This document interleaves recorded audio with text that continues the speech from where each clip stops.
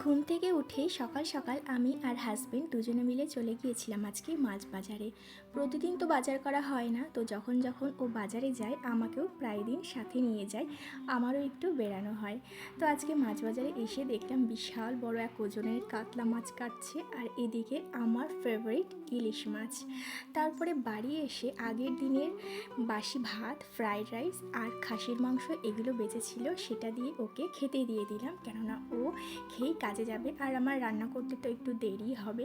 তো চলো তোমাদের দেখাই যে কী মাছ আনলাম। তোমরা তো দেখলে বিশাল বড় ওজনের এক কাতলা মাছ কেটেছিল, সেটাই নিয়ে এসেছিলাম।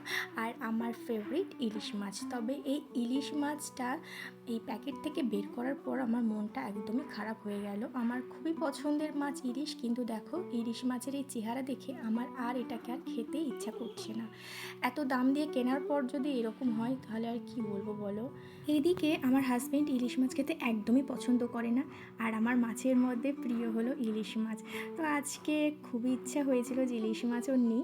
তো ইলিশ মাছটা তবে আজকে করব না, এটা নেক্সট দিন করব। আজকে এই বড় বড় সাইজের কাতলা মাছটাই রান্না করব। কাছেই আমার মায়ের বাড়ি হওয়ায় যখন যখন ওখানে ইলিশ মাছ হয় আমাকেও দিয়ে যায়, তাই আমি আর একার জন্য ইলিশ মাছ রান্না করি না। তবে আজকে খুব মন চেয়েছিল তাই ইলিশ মাছটাও নিয়েছিলাম। চলো টাটা।